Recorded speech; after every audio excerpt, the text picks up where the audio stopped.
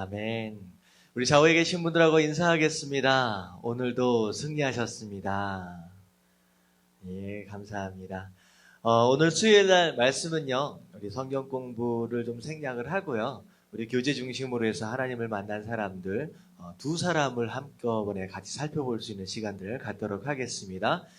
그래서 오늘은요, 두 사람, 첫 번째는 롯에 대해서, 아브라함의 조카 롯에 대해서 좀 살펴보고요. 그리고 이스라엘의 지도자 모세에 대해서 우리 함께 살펴볼 수 있도록 하겠습니다.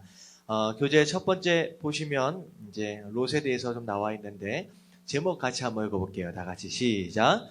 실패자의 삶을 산 의인 롯. 실패자의 삶을 산 의인 롯에 대해서 좀 살펴볼 텐데요.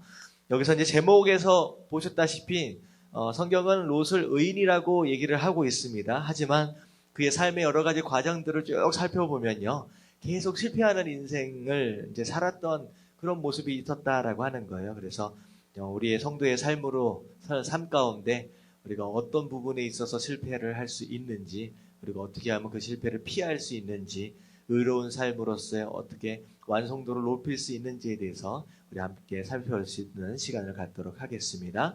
자, 맨 먼저 이제 쭉 살펴보면요, 생각하기 밑에 네모칸이 쳐져 있는데 거기는 잠깐 놔두고요. 밑에 있는 글서부터 하나하나 좀 읽어보도록 하겠습니다.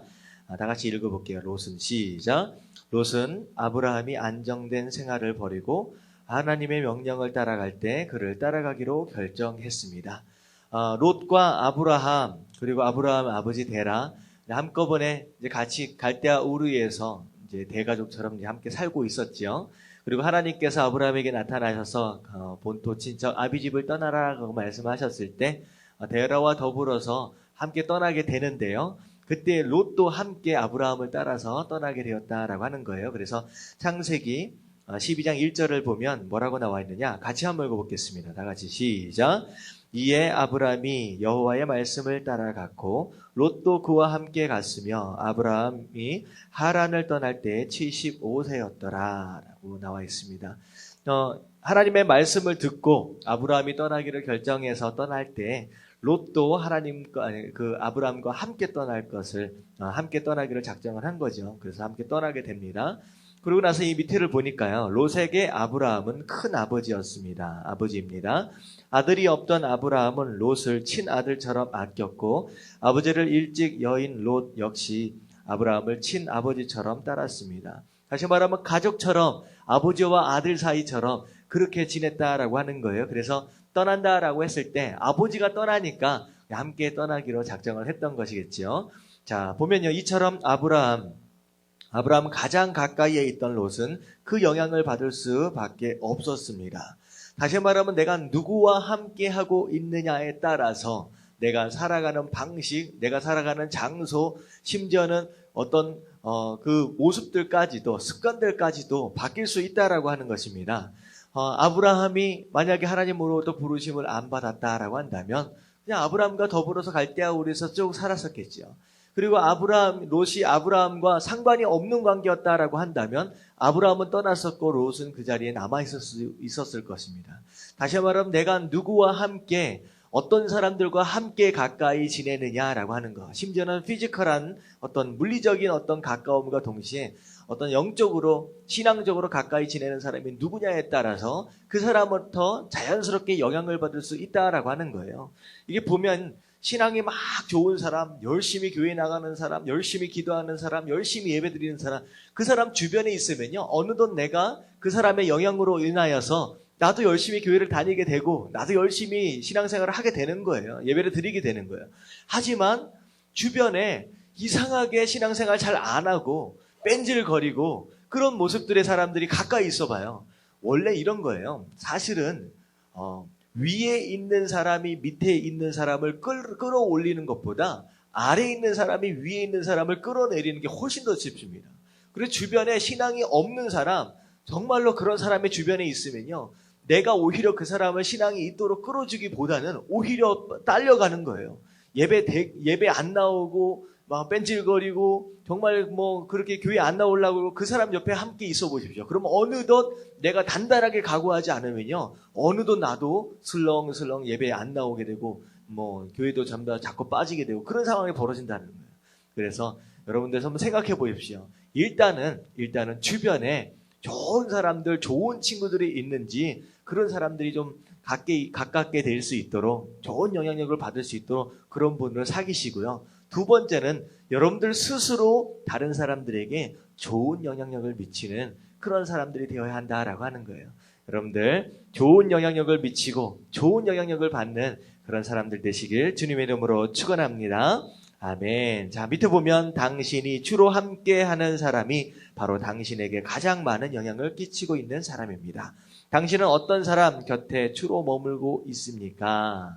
이 질문 가운데 누구와 함께 있는지 여러분들 점검해 보시고 좋은 영향력과 좋은 영향력을 받는 그리고 주고받는 그런 사람들이 그런 관계들이 되어야 한다라고 하는 거 기억하십시오. 그래서 1번의 네모칸에 들어가야 할 답이 무엇이겠습니까? 누구를 따라 나선 롯? 아브라함을 따라 나선 롯 이렇게 쓰시면 되겠습니다. 그래서 네모칸 안에 아브라함 쓰시면 됩니다.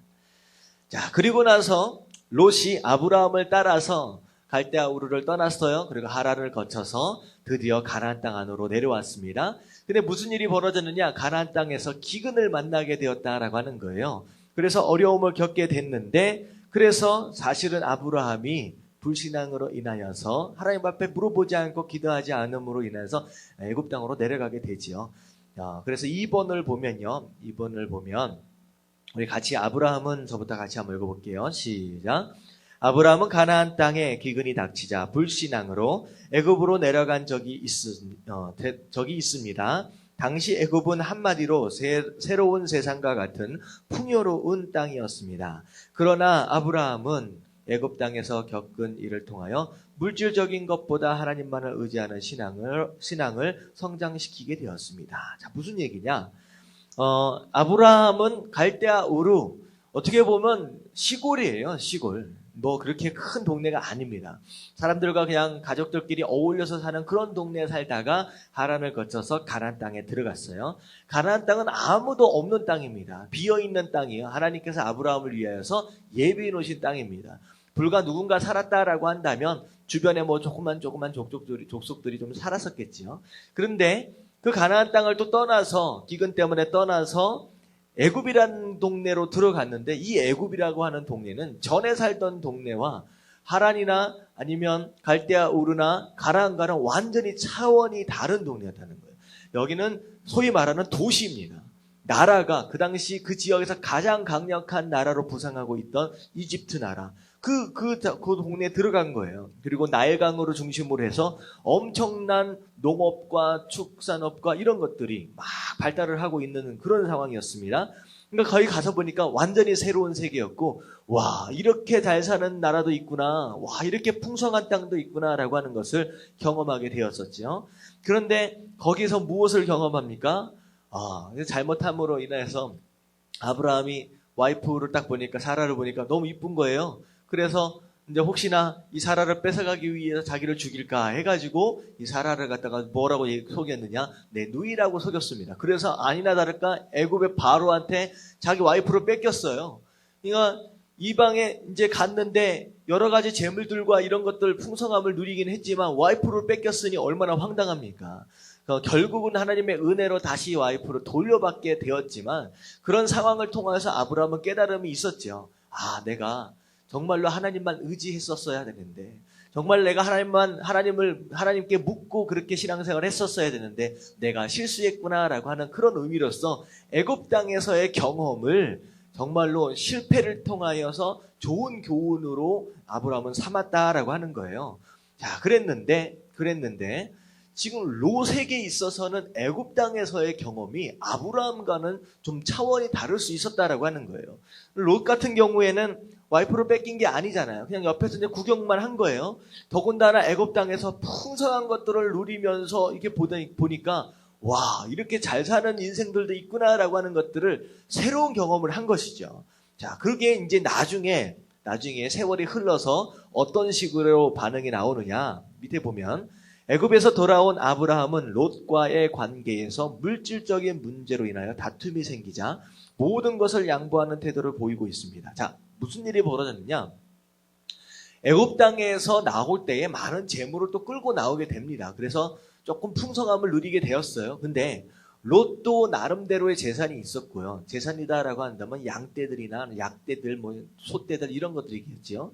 그리고 아브라함도 어느 정도의 이제 재산들이 있었어요. 근데 함께 이렇게 살다 보니까 각자 점점 가지고 있는 약떼와 양떼들이나 이런 이제 재산들이 막 불어나게 되는 거죠.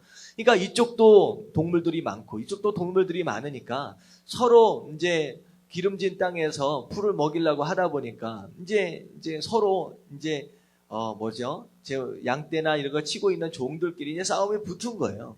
그러니까 재산이 불어나면 불어날수록 더 행복해질 줄 알았는데 오히려 재산이 불어나는 것으로 인하여 분쟁과 다툼이 일어나게 된 거죠. 근데 아브라함은 거기서 깨끗하게 정리합니다. 왜냐? 애굽 땅에서의 풍성함을 누렸긴 누렸지만 그것을 통하여 얻은 교훈이 있잖아요. 이게 행복이 아니다라는 거예요. 그래서 지금 창세기 13장 9절 말씀 같이 한번 읽어볼게요. 시작. 내 앞에 온 땅이 있지 아니하냐? 나를 떠나가라. 내가 좌하면 나는 우하고 내가 우하면 나는 좌하리라. 그냥 아브라함은요. 재물에 대한 욕심이 그렇게 많지 않은 거예요. 그냥 넉넉하고 먹고 살만하니까 괜찮고. 그런데 이제 그랬기 때문에 아브라함은 롯에게 그래 네가 오른쪽으로 가면 내가 왼쪽으로 가고 네가 왼쪽으로 가면 내가 오른쪽으로 가겠다. 네가 알아서 선택하라 라고 말을 하는 거예요. 아브라함은 굉장히 재분에서부터 자유한 모습을 보입니다. 그런데 자 보세요. 밑에 보니까 그러자 애굽에서 함께 내려갔던 롯은 소돔과 고모라 땅을 선택했습니다. 이 같은 선택을 하는 데에는 애굽에서 받은 영향이 컸습니다. 이게 무슨 내용이냐? 자, 창세기 13장 10절 말씀 같이 한 목소리 읽어볼게요. 시작. 이에 롯이 눈을 들어 요단 지역을 바라본즉 소알까지 온 땅에 물이 넉넉하니 여호와께서 소돔과 고모라를 멸망시키지 전이었으므로 여호와의 동산 같고 애굽 땅과 같았더라. 무슨 얘기냐? 눈을 들어서 이제 어느 지역이든 네가 원하는 대로 차지해라라고 말씀을 이제 아브라함이 얘기를 하니까 살펴본 거예요. 딱 보니까 어디 지역이에요? 눈을 들어 요단 지역. 그러니까 요단 지역이다라고 얘기하면 강이 흘러가는 지역이잖아요. 그러면 거기는 사실 풍성합니다. 그리고 땅도 기름져요. 그거와 동시에 사람들도 많이 있었겠죠. 이게 딱 보니까 소돔과 고모라가 있는 거예요, 도시들이. 딱 보니까 와 정말로 풍성한데 어느덧 풍성한 것을 보니까 어떤 때가 생각이 났느냐? 전에 아브라함과 함께 애굽 땅에 내려갔던 그 땅이 생각이 나는 거예요. 와, 그 풍성했던 애굽 땅. 와, 이 땅에 들어가면 나도 이제 애굽 땅에서 봤던 것처럼 그런 풍성함을 내가 누릴 수 있겠구나라는 그런 생각이 드는 거죠. 옛날 애굽에서의 그런 마음. 그래서 어떻게 됐느냐? 마지막에 보면 사실 롯이 선택한 소돔은 하나님 여호와 앞에 큰 죄악의 도시였습니다. 하지만 애굽의 영향으로 물질주의에 빠진 롯에게는 그 땅이 에덴 동산처럼 보였던 것입니다.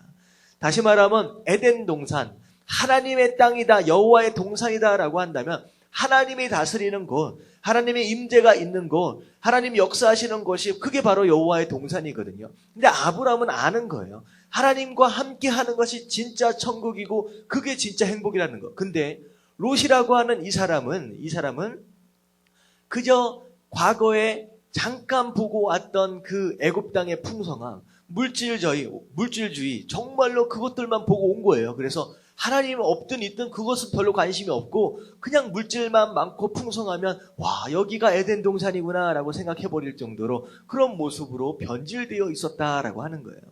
여러분들 정말로 에덴 동산이 어디겠습니까? 진짜 천국이 어디겠습니까? 아무리 물질이 풍성하게 많다라고 해도 거기에 하나님이 계시지 않으면요 거기는 더 이상 에덴 동산이 아니다라고 하는 거 여러분들 깨달아지시길 주님의 이름으로 축원합니다. 그게 중요해요. 보세요. 오히려 재물이 많아지는 것으로 인하여서 아브라함과 이 조카 롯이 서로 다툼이 생겼다는 거예요. 오히려 재물이 없었을 때는요 없은 만큼 행복했어요. 근데 이 재물이 있어짐으로 인하여 서로 싸우게 되는 이 모습을 보면요 진정한 행복은 물질의 풍성함으로 인하여 오는 것이 아니다라고 하는 걸 알아야 된다라고 하는 거예요. 그래서 롯은 물질의 풍성함을 본 그 애굽 땅의 경험으로 인하여 조금씩 변질되어서 하나님이 계시는 것과 계시지 않은 것, 그런 것과는 상관이 없이 물질이 풍성한 그 장소를 향하여 그대로 따라갔다라고 하는 그런 모습. 우리가 롯을 통하여서 무엇이 중요하냐, 무엇이 중요하지 않느냐, 덜 중요하냐라고 하는 것들을 좀 생각해 볼 필요가 있다라고 하는 것입니다. 그래서 이번에 답이 뭐가 되겠습니까? 무엇에 매료된 롯? 자, 여기 안에는 애굽이라고 하는 단어가 들어가면 되겠습니다. 애굽에 매료를 당했다라고 하는 거. 자, 그리고 나서 3번은 같이 한번 읽어볼게요. 제목 시작. 소돔에 뿌리 내린 롯. 자, 밑에 이렇게 한번 읽어보면요. 소돔으로 내려간 롯은 주변 국가들과 전쟁에 휘말려 적대국의 왕에게 사로잡혀 가게 되었습니다. 이 소식을 들은 아브라함은 즉시 자기 군사를 이끌고 쫓아와 롯을 비롯한 소돔의 모든 백성과 재물을 구출했습니다.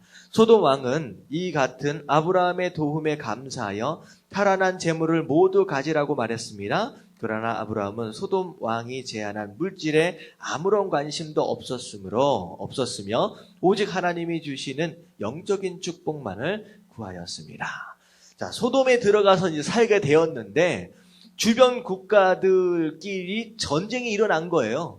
그랬는데 어찌되었든 소돔에 살고 있던 이제 롯이 살고 있던 소돔 국가가 소돔 나라가 그 전쟁에서 지게 된 거죠. 전쟁에서 지게 되니까 어떻게 됐겠습니까? 한꺼번에 롯도 그 소돔 사람들과 더불어서 포로로 그냥 끌려가게 된 거예요. 모든 재산을 다 뺏기고 끌려갔더니 이제 이 얘기를 아브라함이 듣고서 비록 좀 다투고 조금 그런 가운데 떠나갔지만 그래도 조카잖아요. 사랑하는 아들처럼 생각했던 조카. 그래서 군사들을 이끌고 정말로 대단한 거예요. 사실 나라들끼리 싸워가지고 졌는데 나라를 상대로 개인이 군사들 이끌고 간 거예요. 얼마나 되겠습니까? 근데 그 롯을 목숨 걸고 구해가지고 결국은 전부 다 구출을 하고 또 여러 가지 이제 재물들까지도 다 뺏어서 가지고 오게 된 거죠. 근데 이제 거기서 이제 전쟁에 이겨서 이제 여러 가지 물건들, 이제 그것들 탈환한 재물들을 가지고 왔는데 어떻게 보면 이거 다 아브라함 건데도 불구하고 아브라함은 다 돌려줍니다. 다 돌려주고 나는 하나님께만 축복받으면 된다라는 마음으로 그렇게 이제 반응을 한 거예요. 어떻게 보면 아브라함은 참 이렇게 재물에 대해서 그렇게 집착하지 않는 것을 봅니다. 근데 오히려 재물에 집착하지 않으니까 더 부자가 되는 것 같아요. 하나님의 축복만을 간구하고 하나님의 은혜를 간구하는 이런 모습을 보니까 오히려 재물을 탐하지 않음에도 불구하고 재물을 막 채워주시는 모습을 봅니다. 자, 그럴 때, 자, 롯은, 다 같이 한번 읽어볼게요. 시작. 롯은 자기가 당한 시련과 아브라함의 이 같은 신앙적인 모습을 보면서 그제라도 깨닫고 소돔을 떠나야 했습니다. 자, 무슨 얘기예요? 그렇게 살다 보니까 어떻게 됐어요? 전쟁에 휘말려가지고 이런 여러 가지 고난들을 당하게 되잖아요. 그때 정도 되면, 이런 물질적인 풍성함이 행복을 주는 것이 아니다라고 하는 걸 좀 깨달으면 좋을 것 같은데 심지어 죽을 뻔했거든요. 전쟁에서 졌는데 거기서는 죽였으면 그냥 죽는 거잖아요. 포로로 끌려갔으면 종으로 살 뻔했거든요. 근데 이런 상황, 이런 경험들을 했으면 그래도 이제 정신을 좀 차리고 이제 돌아설 수 있었어야 되는데 이게 웬일입니까? 어떻게 됐냐? 그럼에도 불구하고 아브라함의 그 신앙이나 그런 기회들, 다시 말하면 소돔으로부터 나올 수 있는 기회를 그냥 지나쳐 가는 거예요. 다시 또 소돔으로 또 들어갑니다. 자, 그렇게 해서 살게 되었다라고 하는 거예요. 자, 보면요, 창세기 하지만 롯은 더욱더 그 사회에 뿌리를 내렸습니다. 오히려 소돔이라는 지역에 아예 자리를 잡아버렸다라고 하는 거예요. 자, 창세기 19장 2절을 보니까 저녁 때에 두 천사가 소돔에 이르니 마침 롯이 소돔 성문에 앉아 있다가 그들을 보고 일어나 영접하고 땅에 엎드려 절하였다라고 하는, 이게 사실은 지나칠 수 있는 문장이지만 이게 굉장히 커다란 의미가 있습니다. 롯이 소돔 성문 앞에 앉아 있었다라고 하는 것, 이게 무슨 의미냐? 밑에 같이 한번 읽어볼게요. 고대 사회에서 시작. 고대 사회에서 성문은 지도자들의 회의를 하는 장소였습니다. 롯은 소돔 성에서 완전히 기반을 잡고 정착했던 것입니다. 그러니까 어느 정도 자리까지 차지했느냐? 성문 앞에 앉아 있을 정도였다. 다시 말하면 성문 앞은 재판이 있는 장소예요. 그러니까 성문 앞, 그냥 문 앞이 아니에요. 성문 앞은 무슨 문제가 생기면 재판이나 이런 그 지역의 무슨 장로들이나 이런 사람들이 앉아 있다가 그런 문제들이 일어나면 성문 앞에서 재판이 이루어지는 거예요. 그러니까 거기 앉았다라고 한다면 어느 정도 물질적인 풍성함과 함께 어느 정도 자기 자리를 잡은 거예요. 어느 정도 권한을 잡은 거예요. 그러니까 이 보니까 끝까지 물질에 이제 묻혀가지고 거기에 빠져가지고 아예 소돔의 터줏대감처럼 자리를 잡아버리는 상황이 벌어졌다라고 하는 거예요. 결국 계속 찾아오는 이런 하나님의 경고와 기회들을 계속 놓치게 되는 것이죠. 자, 그러고 나서 4번을 보면, 자, 롯은 또 어떤 사람이었느냐? 같이 한번 읽어볼게요. 4번 시작. 고통하면서도 지체하는 롯, 이렇게 표현하고 있는데, 자, 밑에 보면요, 소돔성에 사는 롯은 마음으로 많은 고통을 겪어야만 했습니다. 자, 이게 의인으로서의 삶이라는 거예요. 이게 하나님이 뭐라고 말씀하셨냐? 롯이 의인이었다라고 얘기하잖아요. 마음 가운데 의로운 마음이 있다라고 하는 거예요. 하나님의 마음이. 그러니까 죄가 막 이렇게 있는 장소에서 살려고 하니까 마음이 얼마나 힘들겠습니까? 죄악 가운데 살려고 하니까 죄책감도 들고. 자, 그래서 베드로서 2장 7절부터 8절까지 보면 이제 롯에 대해서 어떻게 표현하고 있느냐? 같이 한번 읽어볼게요. 무법한 시작. 무법한 자들의 음란한 행실로 말미암아 고통당하는 의로운 롯을 건지셨으니 이는 이 의인이 그들 중에 거하며 날마다 그 불법한 행실을 보고 들음으로 그 의로운 심령이 상함이라. 그러니까 의로운 마음, 하나님의 마음이 안에 있는 거예요. 성령 하나님이 계시는 거예요. 근데 계속 주변에 죄 짓고 있는 그런 것들만 보고 듣고 그런 것들만 만나고 하니까 얼마나 마음 가운데 상처가 되고 얼마나 마음이 힘들었었겠냐라고 하는 거예요. 근데 그럼에도 불구하고 그 자리에 그냥 있어서 살고 있었다라는 거예요. 자, 보면 그러나 뒤에 페이지를 보면 그러나 롯은 이 죄에서 벗어나는 데는 계속해서 지체했습니다. 빨리 자기가 살아야 할 장소가 아니다라고 여겨진다라고 한다면 빨리 나오면 되잖아요. 근데 계속 지체하는 거예요. 왜 지체하겠습니까? 만약에 그 자리를 떠나면 그가 누리고 있는 이 풍성함과 이 여유로움, 그리고 자기의 어떤 그 위치, 이런 것들을 다 포기해야 되거든요. 그러니까 떠나질 못하는 거예요. 그러니까 있으면서 힘들고 마음은 아닌 것 같은데 죄책감도 들고 이건 아닌 것 같은데 그런 마음이 계속 들지만 떠나자고 하자니 지금 누리고 있는 것들을 다 놓칠 것 같고. 여러분들 이런 사람도 굉장히 많습니다. 신앙생활 한다고 하지만 성도로서 삶을 산다라고 하지만 정작 떠나야 이 자리가 아니다라고 하는 것을 하나님은 분명히 경고하고 있음에도 불구하고 끝까지 떠나지 않는 거예요. 고집 부리고 앉아 있는 거예요. 그러니까 그 고집 부리는 것으로 인하여 결국은 온 가족을 다 잃어버리게 되는 상황이 벌어지는 거예요. 보세요. 자, 창세기 19장 15절부터 16절까지 같이 한번 읽어보도록 하겠습니다. 시작. 동틀 때에 전사가 롯을 재촉하여 이르되 일어나 여기 있는 내 아내와 두 딸을 이끌어내라. 이 성의 죄악 중에 함께 멸망하게 하노라. 그러나 롯이 지체하며 그 사람들이 롯의 손과 그 아내의 손과 두 딸의 손을 잡아 인도하여 성 밖에 두니 여호와께서 그에게 자비를 더하시며더라. 얼마나 말을 안 듣는 거예요. 빨리 지금 이 성이 망하는데 죄악으로 인하여 침판을 받는데 빨리 떠나야 되는데 계속 뒤돌아보면서 떠나지 못하고 있는 거예요. 그러니까 이 천사들이 어떻게 했어요? 손이라도 잡고서 끌어냈다라고 하는 거예요. 사실 이게 은혜잖아요. 은혜. 자비하심입니다. 결국은 그냥 자유의지에 맡겨서 그냥 떠나면 떠나고 말면 말지 그냥 내버렸으면 어떻게 됐겠습니까? 그냥 소돔섬과 더불어서 망할 수밖에 없었다라고 하는 거예요. 근데 하나님의 은혜로 그냥 끌어냈다라는 거예요. 여러분들 내가 신앙생활을 할 때 어떤 식으로 살고 있는지 좀 돌아보면 좋을 것 같아요. 분명히 내가 서 있는 위치, 내가 머물고 있는 이 자리가 하나님께서 기뻐하시는 자리가 아니다라고 하는 것 사인을 하나님이 주심에도 불구하고 끝까지 지체하면서 머물러 있다라고 한다면 여러분들 빨리 나오시길 주님의 이름으로 축원합니다.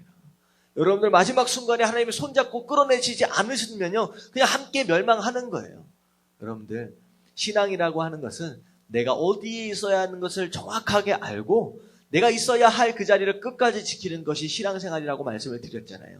먼저 자리를 지키기 전에 지금 서 있는 여러분들의 자리가 어떤 자리인지 점검할 수 있어야 돼요. 롯처럼 죄악으로 막 이렇게 되어 있는 그런 장소에 서 있는지, 그리고 떠나려고 하니까 잃어버릴 것들, 손해볼 것들 때문에 떠나지 못하고 주저주저 하고 있지는 않는지 여러분들 돌아볼 수 있고, 그리고 그 자리가 아니다라고 한다면 과감하게 포기하고 떠날 줄 아는 것이 진짜 신앙이라고 하는 거 여러분들 깨달으시길 주님의 이름으로 축원합니다. 아멘. 자, 그래서 밑에를 보면 이처럼 죄악 가운데 사는 신자 롯의 삶은 윤리의식이 마비되었고 이러 아무런 영향력도 끼칠 수 없었습니다. 그런 죄악 가운데서 살다 보니까 어느덧 의인임에도 불구하고 점점 변질되기 시작하는 거예요. 자, 그래서 어떻게 되었느냐? 1번 밑에를 보니까 뭐라고 쓰시면 되냐면요. 자, 윤리적 무감각이라고 쓰시면 됩니다. 윤리적 무감각. 자, 무슨 얘기냐? 창세기 19장 8절 말씀 다시 한번 읽어볼게요. 시작. 내게 남자를 가까이 하지 아니한 두 딸이 있노라. 청하건대 내가 그들을 너희에게 이끌어내리니 너희 눈에 좋을 대로 그들에게 행하고 이 사람들은 내 집에 들어왔은즉 이 사람들에게는 아무 일도 저지르지 말라. 무슨 얘기냐?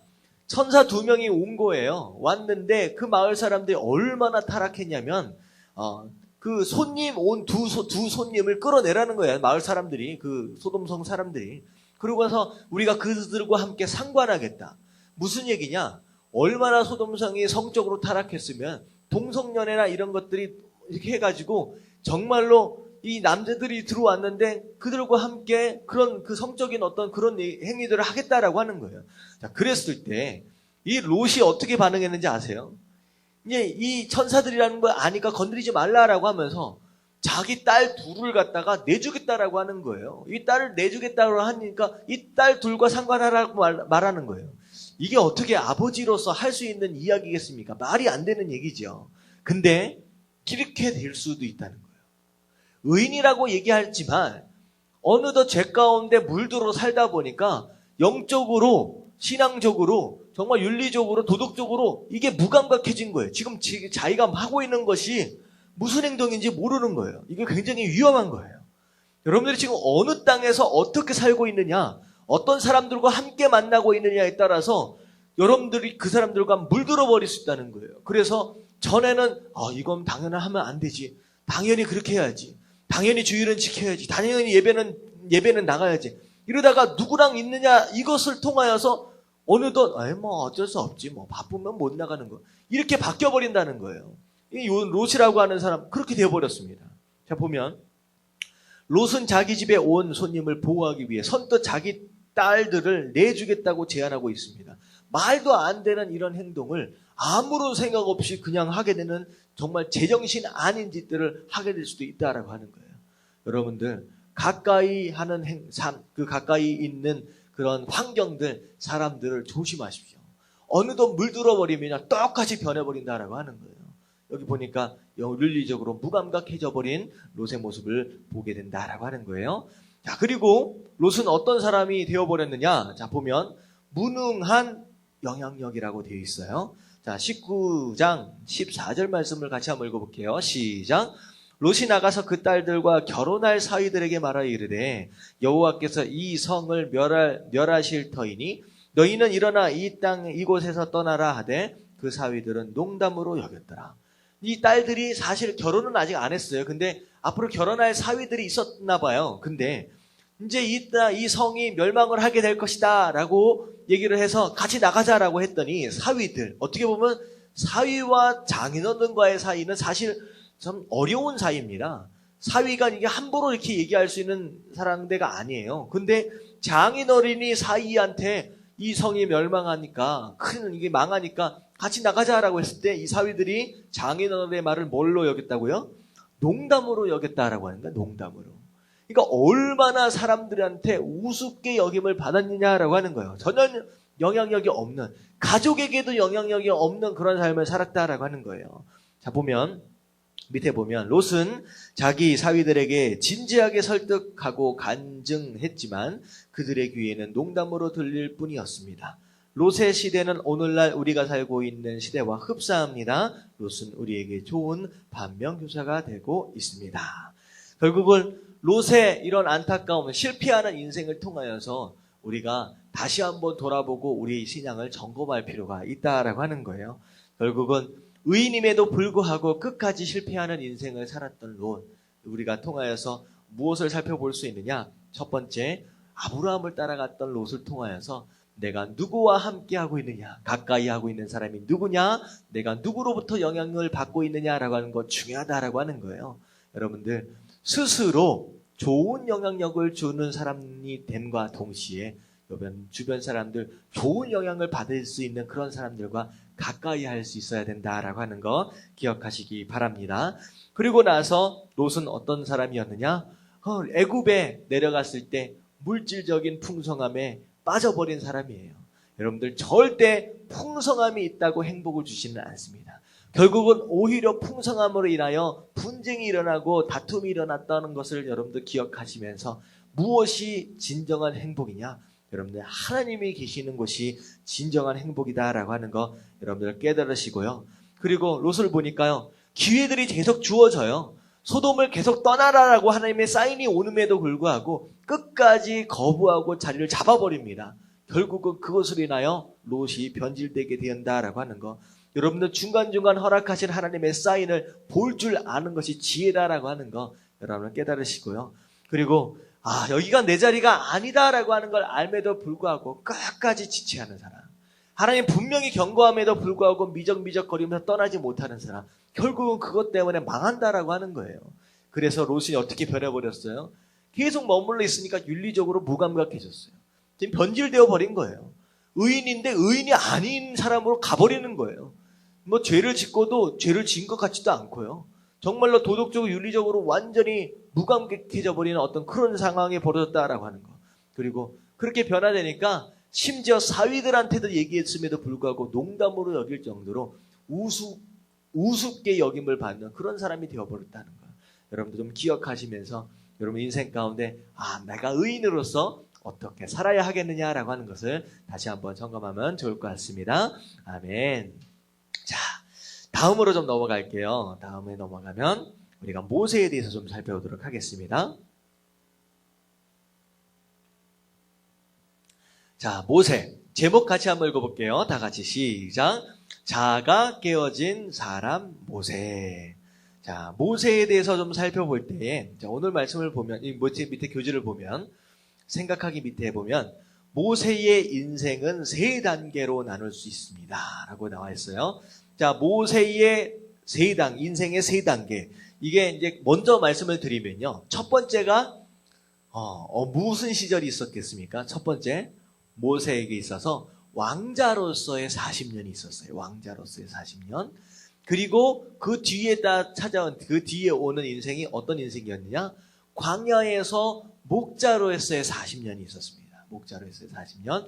그리고 그 뒤에가 바로 이스라엘 백성을 인도하는 지도자로서의 40년이 있었어요. 그래서 40년, 왕자와 목자와 지도자의 40년으로 해서 총 120년을 산 사람이에요. 이 4가지 3단계가 어떤 의미가 있는지를 우리가 살펴볼 수 있는 시간이 되겠으면 좋겠습니다. 자, 첫 번째, 네모칸 안에 들어가야 할 단어가 무엇이겠습니까? 자, 왕자 모세입니다. 첫 번째 40년, 왕자로서의 삶을 살았던 모세의 삶, 어떤 삶이었느냐라는 거예요. 자, 밑에 첫 단계는 다 같이 한번 읽어볼게요. 시작. 첫 단계는 40살까지 이집트 왕자 시기입니다. 모세는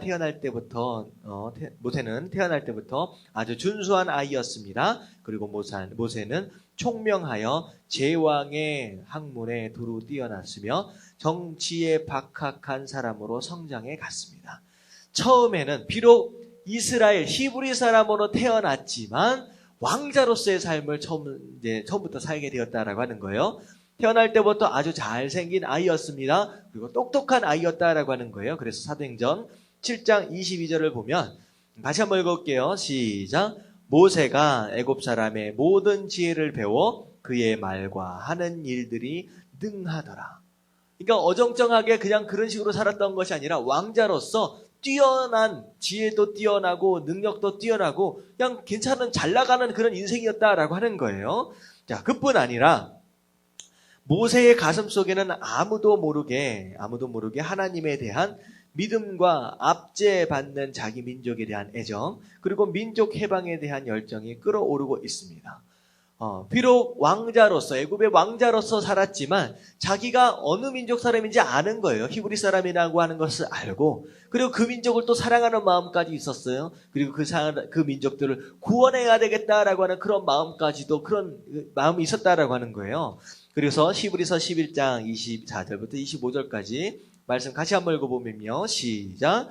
믿음으로 모세는 장성하여 바로의 공주의 아들이라 칭함을 받기를 거절하고 도리어 하나님의 백성과 함께 고난받기를 잠시 죄악의 낙을 누리는 것보다 더 좋아하고 라고 나와 있어요. 그러니까 그 백성들과 함께 고난을 받는 것이 오히려 잠깐 사는 어떤 왕자의 삶보다 더 가치 있게 생각했다라고 하는 거예요. 어떻게 보면 모세의 앞에 왕자로서의 40년, 능력도 있고 지혜도 있고 백성을 사랑하는 마음도 있고 또 구원하려고 하는 어떤 민족 해방에 대한 그런 마음도 있고 그런 열정도 있고 정말로 괜찮았다라고 하는 거예요. 자, 그런데 모세는 40세가 되자 자기 민족 이스라엘을 돌아보게 되었습니다. 결국은 자기 마음 가운데 이제 타오르는 그 열정, 그 민족 해방에 대한 열정을 왕자라고 하는 신분과 그 지혜와 그 능력, 그 젊음과 더불어서 함께 해보려고 애를 썼다라고 하는 거예요. 그래서 사도행전 7장 23절부터 24절까지 말씀을 보면요.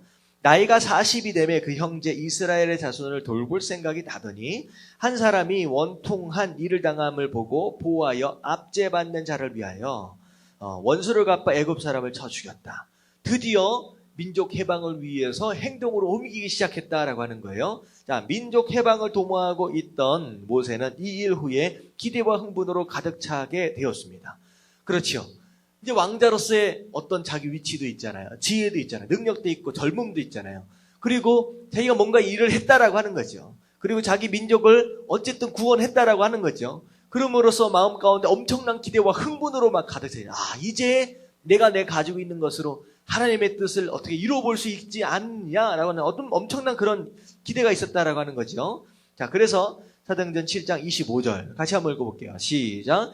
그는 그의 형제들이 하나님께서 자기의 손을 통하여 구원해 주시는 것을 깨달으리라고 생각하였으나 그들이 깨닫지 못하였다. 문제는 무엇이냐?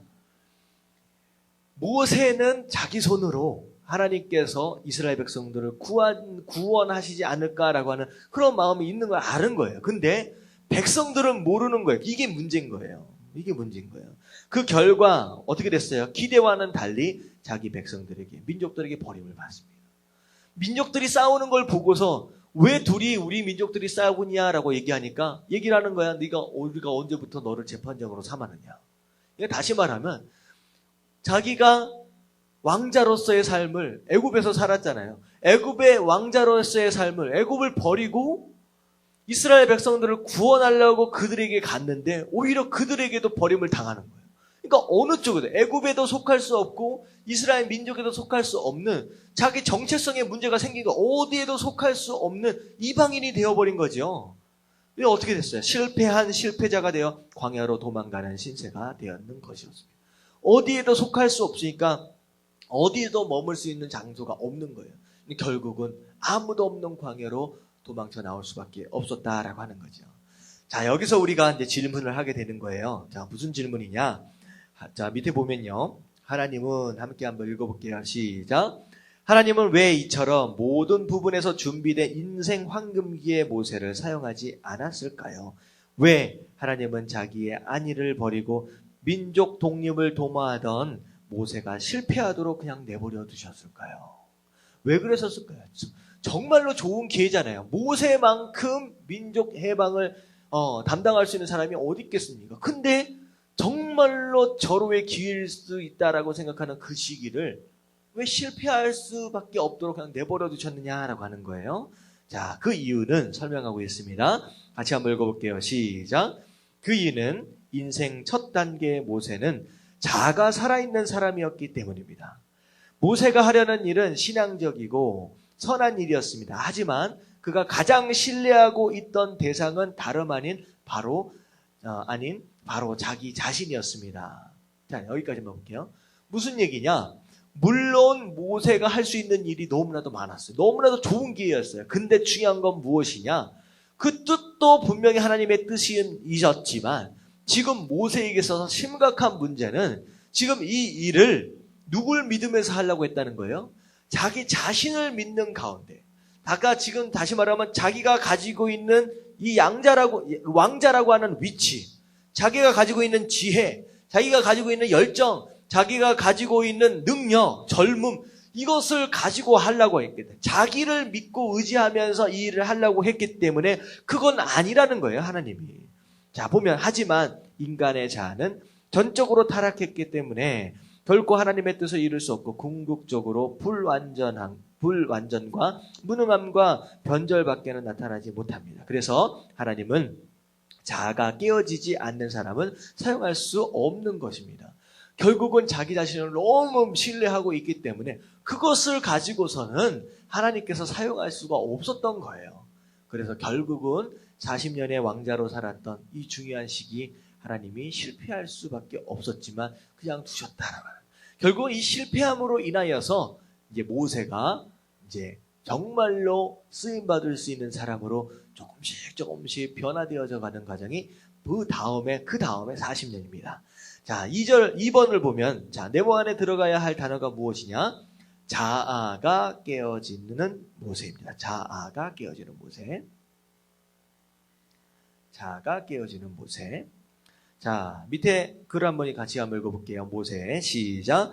모세의 인생의 두 번째 단계는 80살까지의 광야 40년간입니다. 도망 나온 사막에서 모세는 처음에는 자기 실수에 대한 안타까움과 그 은혜를 모르는 유대인에 대한 분노, 또 한번 자기 능력을 발휘해보고 싶은 욕망으로 인해 무척 괴로워했을 것입니다. 그러나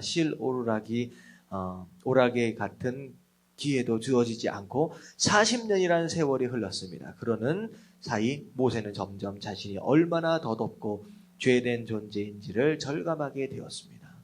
40년 동안 뭐 하며 살았어요? 장인의 양을 치며 살았습니다. 이게 보면 자기 소유의 양이 없을 정도로 어떻게 보면 무능력한 상태에서 그저 시간 가는 인생을 살았다라고 하는 거예요. 처음에 광야로 도망쳐 나왔을 때는 억울할 거예요. 분할 거예요. 왜 나를 못 알아주냐라고 하는 거예요. 내가 이렇게 쓰임받을 수 있었는데 왜 나에게 기회가 안 주어졌느냐. 여러 가지 번민한 가운데 시간이 지나갔겠죠. 근데 시간이 지나고 어느덧 40년이 되었을 때는 아직까지도 자기 양도 칠 수 없는 정말로 무능력하고 별 볼 없는 사람으로 그저 80 먹은 노인으로 그냥 변해버렸다라고 하는 거예요. 자, 밑에 보면 하나님은 모세가 80살이 되었을 때에 다시 그에게 민족 해방의 사명을 주셨습니다. 그러나 그 소명 앞에서 모세는 자기의 무능에 대해 안 된다고 고백했습니다. 자, 모세가 80세 됐을 때 이제 하나님 부르시잖아요. 그리고 민족 해방에 대한 사명을 이제 허락하십니다. 허락하시는데 그때의 모습의 모습은 어떤 모습이었느냐? 자, 출애굽기 4장이죠. 자, 모세가 여기 한번 읽어볼게요. 시작. 자, 모세가 여호와께 아뢰되 오 주여 나는 본래 말을 잘하지 못하는 자이니이다. 주께서 주의 종에게 명령하신 후에도 역시 그러하니 나는 입이 뻣뻣하고 혀가 둔한 자이니라. 얼마나 40년 동안 시골에 처박혀서 광야에 처박혀서 그렇게 살았으면 나는 말도 잘 못합니다. 나는 입이 둔한 사람입니다. 뻣뻣한 사람입니다.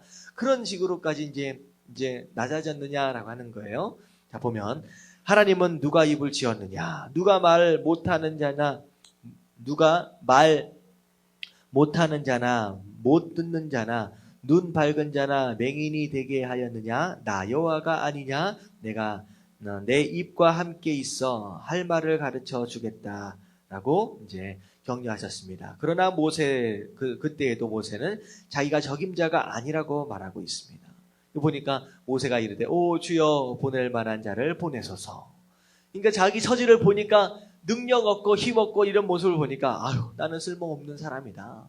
어디다 갔다가 나를 쓸까? 하나님 도대체 선택하려면 제대로 쓸만한 사람을 좀 선택하시지 어찌하여 나를 선택하시느냐. 나 다 늙어버렸고 말도 잘 못하고 이렇게 되어버렸는데 지금 그런 모습으로 변해버린 거예요. 어떻게 보면 앞에 왕자로서의 40년과 비교해본다면 완전히 바뀐 상황. 그러니까 다시 말하면 40년 동안 왕자로서의 살 때는 어떤 모습이었냐. 나는 왕자다는 거예요.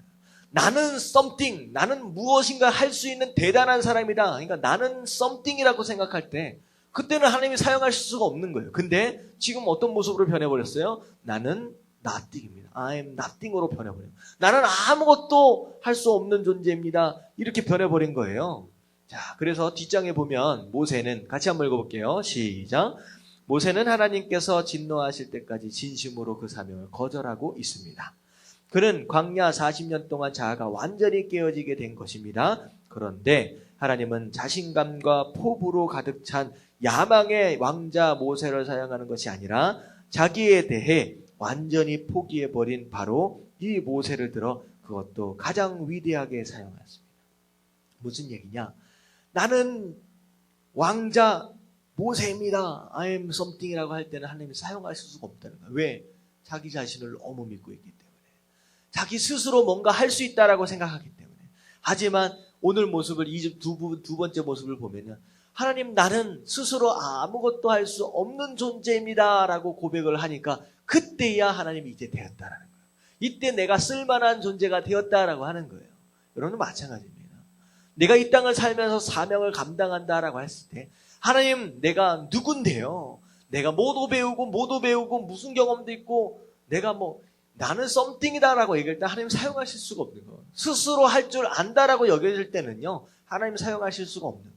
하지만 하나님 앞에서 정말로 이 모세처럼 겸손하게 하나님 나는 nothing입니다. 나는 아무것도 할 수 없는 존재입니다. 스스로 할 수 있는 것이 아무것도 없습니다. 라는 정말로 낮아질 때 그제서야 하나님께서 사용할 만한 도구가 되어질 수 있다라고 하는 거. 여러분들 이 모습이 바로 하나님께서 찾으시는 모습이다라고 하는 거.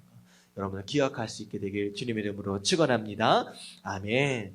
자, 그리고 나서 40년이 지났어요. 드디어 하나님께서 자아가 완전히 깨어지고 겸손한 모습이 되어버린 그 모세를 사용하십니다. 그리고 세 번째, 모세는 어떤 사람으로 변화되느냐? 자, 거기 들어갈 단어는 하나님입니다. 하나님의 사람 모세입니다. 드디어 겸손한 모습으로 완전히 깨어진 모습으로 내려갈 때 드디어 하나님이 너는 내 사람이다 라고 얘기를 하시는 거예요. 자, 보면 모세의 인생 세 번째는 120살까지 하나님의 위대한 도구로 사용된 40년간입니다. 80부터 120살까지 정말로 하나님 앞에 아름답게 쓰임받았다라고 하는 거예요. 이 기간 동안의 모세를 가장 잘 나타내는 나타내주는 성경 구절은 아래와 같습니다. 민수기 12장 3절 말씀 같이 한번 읽어볼게요. 시작. 이 사람 모세는 온유함이 지면의 모든 사람보다 더하더라 라고 하는 거예요. 자, 여기서 나오고 있는 온유란 자아가 완전히 깨어져 하나님만을 의지하는 상태를 이르는 말입니다. 그러니까 어떻게 보면 모세가 어떤 모습으로 바뀌었다는 거예요? 완전히 깨어져서 정말로 나는 아무것도 할 수 없고 하나님만 의지할 수밖에 없습니다 라고 하는 모습으로 변화되었다라고 하는 거예요. 자, 그래서 밑에를 보면 모세의 마음에는 항상 이런 생각으로 가득 찼습니다.